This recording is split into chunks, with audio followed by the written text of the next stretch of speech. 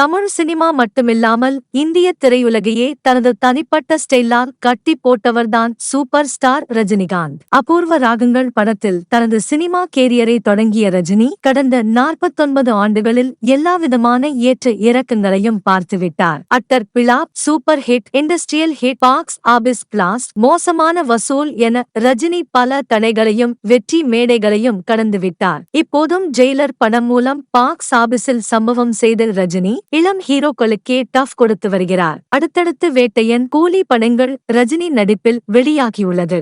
இந்நிலையில் ரஜினியின் பயோபிக் விரைவில் திரைப்படமாக உருவாக உள்ளதாக தகவல்கள் சினிமா வட்டாரத்தில் உலா வந்து கொண்டிருந்தது. சமீபத்தில் தான் இளையராஜாவின் பயோபிக் படம் பற்றிய அபிஷியல் அப்டேட் வெளியானது. அருண் மாதேஸ்வரன் இயக்கும் இளையராஜா பயோபிக் படத்தில் தனுஷ் நடிக்கிறார். இளையராஜா வரிசையில் ரஜினியின் பயோபிக் படமும் உருவாகும் என ரசிகர்கள் எதிர்பார்த்திருந்தனர். அதனை கன்ஃபார்ம் செய்யும் விதமாக பாலிவுட் தயாரிப்பாளர் சஜித் நதியத்வாலா ரஜினியை சந்தித்த போட்டோ வைரலாகி வருகிறது. பாலிவுட்டில் சூப்பர் 30, 83 போன்ற படங்களை தயாரித்தவர் சஜித் நதியத்வாலா. இவர் ரஜினியின் நெருங்கிய நண்பர் என்றும் சொல்லப்படுகிறது. ரஜினியை சந்தித்த சஜித் அவரது பயோபிக் படத்தை தயாரிக்க அனுமதி வாங்கிவிட்டதாக தெரிகிறது. இதனையடுத்து ஸ்கிரிப்ட் வேலைகள் முடிந்ததும் ரஜினியின் பயோபிக் பற்றிய அபிஷியல் அப்டேட் வெளியாகும் என எதிர்பார்க்கப்படுகிறது. ரஜினியின் பயோபிக் உறுதியானால் சூப்பர் ஸ்டார் கேரக்டரில் யார் நடிப்பார் என்பதுதான் ரசிகர்களின் இப்போதைய விவாதமாக உள்ளது.